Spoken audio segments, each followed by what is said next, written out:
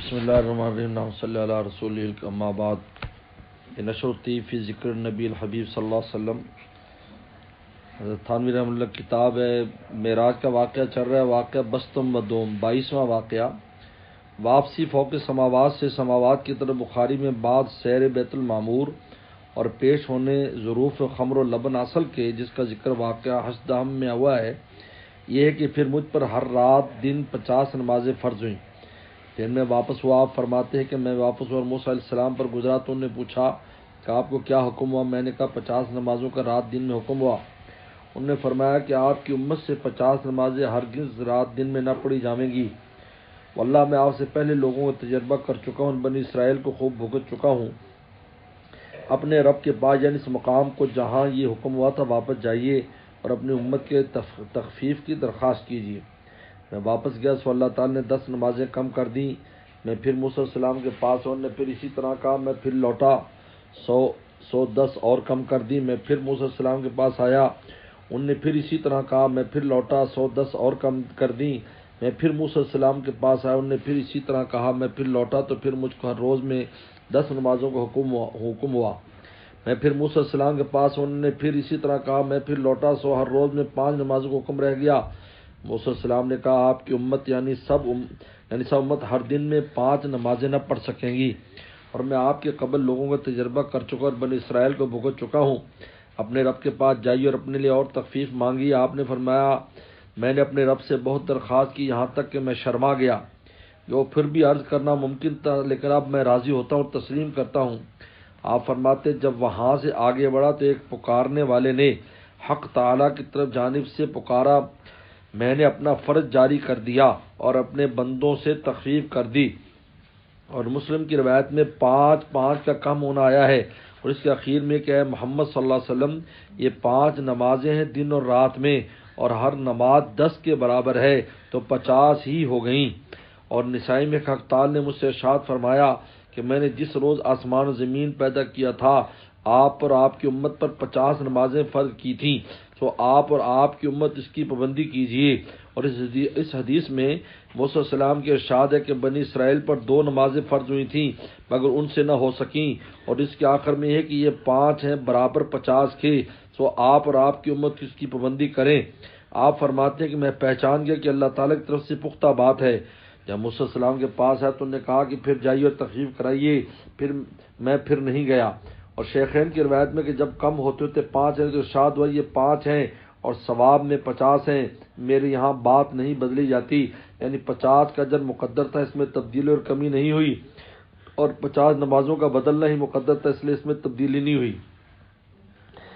فائدہ فرض صلاۃ کے واپس ہونے سے لازم نہیں آتا کہ فوراً واپسی ہوئی ہو یعنی درمیان میں رویت اور مکالمت وغیرہ ہو کر پھر واپسی ہوئی. اور 10 کم ہونے کے معنی یہ ہے کہ 2 بار میں یہ 10 کی کمی ہوئی. بس 5 کے کم ہونے کی روایت سے اس کو کوئی تعارض نہیں. اور نسائی کی روایت سے اور مشکات سے جو شیخین کی روایت نقل ہے اس سے آپ کے شرما جانے اور پھر درخواست نہ کرنے کی وجہ بھی معلوم ہوئی کہ اللہ تعالیٰ کا یہ فرمانا تھا کہ 5 ہیں برابر 50 کے اور میرے یہاں بات نہیں بدلتی. اس سے آپ اشارہ سعادت کے مطلوب مرضی حق ہونے کا سمجھے. وہ اس میں تصریح نہیں ہے کہ اس سے کمی ممکن نہیں کیونکہ اس کے معنی یہ تھا کہ موجودہ عدد جو 5 کا ہے یہ بھی 50 کے برابر ہے. ثواب میں کمی نہیں ہوئی. اس میں اور کم ہونے کی نفی نہیں ہے نہ کم کرانے کی نہیں ہے. اگر اور بھی کم ہوتی تو ثواب نہ گھٹتا وہ عدد 50 کے برابر ہو جاتا. اور 5 جو برابر 50 کے فرمایا تھا اس سے لازم نہیں آیا تھا کہ اس سے کم عدد اس فضیلت کو نہیں پہنچ سکتا بلکہ اس کے معنی سر یہ تھے کہ یہ عدد اس سے کم فضیلت نہیں رکھتا. واقعہ بستم و سوم 23واں واقعہ.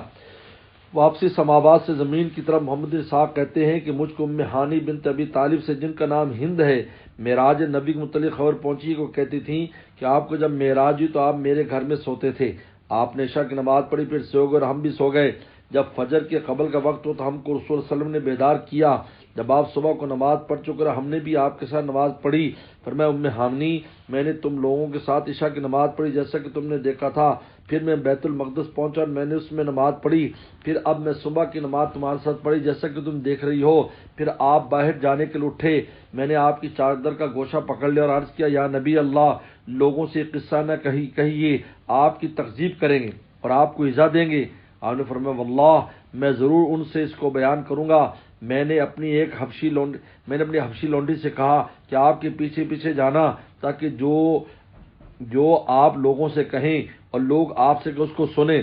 جب آپ تشریف لے گئے تو ان کو خبر دی۔ انہوں نے تعجب کیا، کہا کہ محمد جس کی کوئی نشانی ہے جس کو ہم کو یقین آوے، کیونکہ ہم نے ایسی بات کبھی نہیں سنی۔ انہوں نے فرمایا نشانی اس کی یہ ہے کہ میں فلاں وادی میں فلاں قبیلے کے قافلے پر سے گزرا تھا اور ان کا ایک اونٹ بھاگ گیا تھا اور میں نے ان کو بتلایا تھا۔ اس وقت تو میں شام کو جا رہا تھا، یعنی سفر اسرا کا آغاز تھا۔ پھر میں واپس آیا یہاں تک کہ جب زجنان میں فلاں قبیلے کے قافلے پہنچا، میں نے لوگوں کو سوتا ہوا پایا اور ان کے ایک برتن تھا جس میں پانی تھا، اس کو ڈھانک رکھا تھا۔ میں نے ڈھکنا اتار کر اس میں سے اس کا پانی پیا، پھر اسی طرح بدستور ڈھانک دیا۔ اس کی یہ بھی نشانی ہے کہ ان کا وہ قافلہ بیضا سے سنیت التنعیم کو آ رہا ہے۔ سب سے آگے خاکستری رنگ کا اونٹ ہے، اس پر 2 بورے لدے ہیں، ایک کالا دوسرا دھاری دار۔ لوگ سنیت التنعیم کی طرف دوڑے سو اس اونٹ سے پہلے کوئی اور اونٹ نہیں ملا۔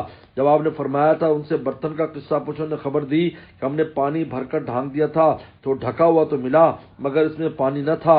اور ان 2 سے پوچھا جن کا اونٹ بھاگنا بیان فرمایا تھا، یہ لوگ مکہ آ چکے تھے۔ انہوں نے کہا واقعی صحیح فرمایا، اس وادی میں ہمارا اونٹ بھاگ گیا تھا۔ ہم نے ایک شخص کی آواز سنی جو اونٹ کی طرف ہم کو پکار رہا ہے، یہاں تک کہ ہم نے اونٹ کو پکڑ لیا۔ قذافی ابن شام بیقی کی روایت میں کہ آپ سے نشانی کی درخواست کی تو آپ نے ان کو بدھ کے دن قافلہ کے آنے کی خبر دی۔ جب وہ دن آیا تو وہ لوگ نہ آئے، یہاں تک کہ آفتاب غروب کے قریب پہنچ گیا۔ آپ نے اللہ تعالی سے دعا کی تو آفتاب چھپنے سے رک گیا، یہاں تک کہ وہ لوگ جیسا آپ نے بیان فرمایا تھا آ گئے۔ فائدہ ان روایات سے چند امور ثابت ہوئے۔ اول، عشاء اور فجر کے درمیان سفر ذہابن ایابن ختم ہو گیا اور عشاء کی نماز گو اس وقت فرض نہ تھی مگر آپ پڑھا کرتے ہوں گے اور دوسرے مومنین بھی آپ کے ساتھ پڑھ لیتے ہوں گے، اور فجر کی نماز گو بعد معراج کی تھی مگر احادیث سے اول امامت جبرائیل السلام کی ظہر کی ثابت ہوتی ہے، تو غالباً اس فرضیت کی ابتدا موقت بظہر ہوگی۔ اور بیت المقدس جو نماز اس کی نسبت بعض روایات میں آیا ہے، حان الصلاۃ یعنی عشاء کی نماز مراد لینا مشکل ہے کیونکہ عشاء آپ پڑھ چکی تو غالباً یہ تہجد کی نماز ہوگی کہ آپ پر وہ ایک زمانہ تک مثل فرائض کے موقت رہی اور اذان اسی تہجد کے لیے ہوئی ہوگی، جیسا کہ رمضان مبارک میں حضرت بلال کی اذان اس وقت میں وارد ہے۔ دوسرا یہ ثابت ہوا کہ معراج جسمانی تھی، ورنہ لوگوں کی تکذیب کی کیا وجہ؟ اس تکذیب میں آپ کے جواب نہ دینے کی کیا وجہ؟ وہ جسمانی نہیں بلکہ روحانی منامی ہے جس میں مستبد سے مستبد امر کا دعویٰ بھی مقبولی کی گنجائش رکھتا ہے۔ تیسرا امر سید ابن شام میں جن قافلوں کا ذکر ہے ظاہر میں دونوں الگ الگ ہیں، اور بیقی کی روایت میں جن کا ذکر وہ آئے نہ تھے یہ الگ معلوم ہوتا ہے، کیونکہ ان دونوں میں سے ایک تو مکہ پہنچا تھا اور دوسرا تنعیم کو آتا ہوا ملا، اور اس تیسرے کی نسبت شام تک نہ آنا اور حبس شمس ہونا مذکور ہے جس سے ظاہر اس کا متغیر ہونا معلوم ہوتا ہے۔ اور مواہب میں بلا سند دونوں قصے یعنی اونٹ کے بھاگنے کے اور خاکستری اونٹ کے پیشرو ہونے کے ایک ہی قافلے سے منسوب کیے ہیں، تو غالباً ایسا معلوم ہوتا ہے کہ تینوں قافلے ایک قافلے کے ٹکڑے ہیں۔ یہ 2 قصے 2 جماعتوں میں ہوئے اور تیسرا قصہ وقت پر نہ آنے اور حبس شمس کا تیسری جماعت سے ہوا، کیونکہ یہ سب ایک ہی مجموع کے احاد ہیں، اس لیے 2 قصوں کو ایک قافلے سے منسوب کرنا بھی صحیح ہو سکتا ہے۔ اور حبس شمس میں کوئی اشکال عقلی نہیں ہے، اس لیے کہ یہ وجہ انکار کی نہیں ہو سکتی، اور عام چرچا اس لیے نہ ہوا کہ تھوڑی دیر کے لیے ایسا ہوا ہو اور کسی نے التفات نہ کیا ہو، اور یہ امر باوجود تلاش کے مجھ کو نہ ملا کہ واپسی آپ کی براق پر ہوئی تھی یا کس طرح۔ اگر کسی کو پتہ لگ جاوے تو اس مقام پر حاشیے کا نشان بنا اس میں ملحق کر دے۔ واقعہ بستم و چہارم 24واں واقعہ معاملہ مخاطب بعد اجتماع قصہ حضرت عائشہ رضی اللہ عنہ سے روایت ہے کہ جب نبی کریم صلی اللہ علیہ وسلم کو شب مسجد اقصی تک لے جایا گیا تو صبح کو لوگوں نے تذکرہ فرمایا، بعض لوگ جو مسلمان تھے مرتد ہو گئے اور بعض مشرکین حضرت صدیق کے پاس دوڑے گئے اور کہا کہ اپنے دوست کی بھی کچھ خبر ہے، یوں کہتے ہیں مجھ کو رات بیت المقدس میں لے جایا گیا۔ حضرت صدیق نے کہا کیا وہ ایسا کہتے ہیں؟ انہوں نے فرمایا کہ اگر وہ کہتے ہیں تو ٹھیک کہتے ہیں۔ لوگ کہنے کیا تم اس امر میں ان کی تصدیق کرتے ہو؟ یہ بیت المقدس گئے صبح سے پہلے واپس چلے آئے حالانکہ وہ اس قدر دور ہے؟ انہوں نے فرمایا ہاں، میں تو اس سے زیادہ بعید امر میں ان کی تصدیق کرتا ہوں، یعنی آسمان کی خبر کے بارے میں جو ان کے پاس صبح و شام آتی ہے، جو شب سے مقدار میں کم ہے، ان کی تصدیق کر لیتے، اس لیے ان کا نام صدیق رکھا گیا۔ روایت کی اس کو حاکم مسند اور ابن اسحاق نے، اس سے معلوم ہوتا ہے کہ معراج بیداری میں جسم کے ساتھ ہوئی، ورنہ اگر منام کا دعویٰ فرما دے تو ایسا امر مستبد نہ تھا کہ بعض لوگ مرتد ہو جاتے۔ واقع بستم پنجم مطالبہ حجت از کفار و اقامتش از سید الابرار صلی اللہ علیہ وسلم۔ حضرت ابو ہریرہ سے روایت ہے کہ وسلم نے فرمایا کہ میں نے آپ کو حتیم میں دیکھا کہ قریش مجھ سے میرے سفر معراج کے متعلق پوچھتے تھے، تو انہوں نے مجھ سے بیت المقدس کی کئی باتیں پوچھی کہ جن کو میں نے بوجہ ضرورت نہ سمجھنے ضبط نہ کیا تھا، سو مجھ کو اس قدر گھٹن ہوئی کہ ایسا کبھی نہیں ہوا۔ بس اللہ تعالی نے اس کو میرے لیے ظاہر کر دیا، میں اس کو دیکھتا تھا، وہ جو مجھ سے پوچھتے تھے میں ان کو بتلاتا جاتا تھا۔ روایت کے اس کو مسلم نے اور احمد البزار نے حضرت ابن عباس سے روایت کی کو مسجد لائی گئی اور میں اس کو دیکھ رہا تھا، یہاں تک کہ عقیل کے گھر کے پاس لا کر رکھی گئی۔ آپ نے سب بیان فرمایا کہ میں اس کو دیکھ رہا تھا۔ ابن سعد نے ام ہانی سے روایت کیا ہے کہ بیت المقدس میرے لیے متخیل متمثل کیا گیا، میں ان لوگوں کو اس کی نشانی بتلا رہا تھا۔ اور ام ہانی سے حدیث میں ہے کہ لوگوں نے آپ سے پوچھا کہ مسجد کے دروازے کئے دروازے ہیں؟ آپ فرماتے میں ان کو بوجہ غیر ضرور ہونے کی گنا نہ تھا۔ آپ فرماتے بس میں ان کو دیکھتا جاتا تھا اور ایک ایک دروازہ شمار کرتا جاتا تھا۔ ابو یعلا کی روایت میں کہ یہ پوچھنے والے مطعم بن عدی والد جبیر بن مطعم تھا۔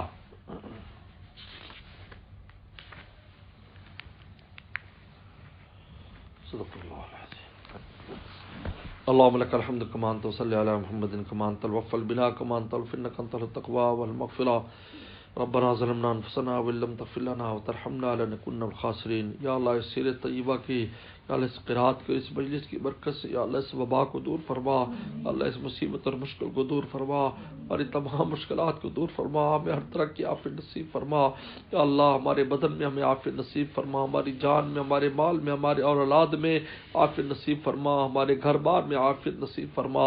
یا اللہ پورے عالم سے اس وبا کو دور فرما، پہلے سے زیادہ پورے عالم کو آباد اور شاد فرما۔ یا اللہ ایمان والوں کو آپ کی طرف رجوع کرنے کی توفیق عطا فرما، غیر مسلموں کو بھی ایمان کی توفیق عطا فرما۔ یا اللہ ہماری خطاؤں کو، گناہوں کو معاف فرما، پوری امت کو معاف فرما۔ اللہ منا حاضر المرد جند من جنودک تصیب به من تشاء وتصرف عن من تشاء، اللہ فاصرف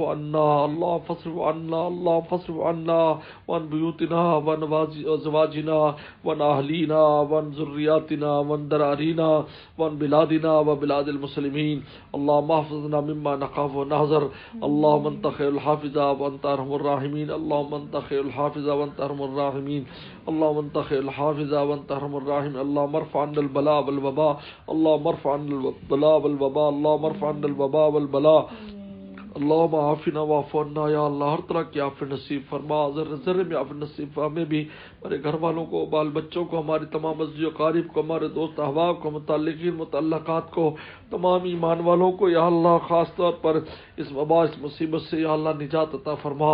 یا اللہ جو بیمار ان کو شفا عطا فرما۔ یا اللہ پوری انسانیت کو یا اللہ عافیت نصیب فرما۔ یا اللہ کفار کو اپنے ظلم اور شرک اور کفر سے باز آنے کی توفیق عطا فرما، ایمان والوں کو معاصی سے یا اللہ باز رہ کر رجوع کرنے کی توفیق عطا فرما۔ یا اللہ حضور اکرم صلی اللہ علیہ وسلم کی وسیلے سے یا اللہ ہماری دعاؤں کو شرف قبول نصیب فرما۔ اللہم انا نسألک بانک اللہ الذی لا الہ الا انت الاحد الصمد الذی لم یلد ولم یولد ولم یکن له کفوا احد، اللہم انا نسألک اللهم انا نسألك ونتوسل اليك بنبيك محمد صلى الله عليه وسلم نبي الرحمة، انا نتوجه بك الى ربي في هذه لتقضى، اللهم فشفع فينا ربنا تقبل منا انك انت السميع العليم، صلى الله تعالى على خير خلقه محمد وآله وصحبه اجمعين۔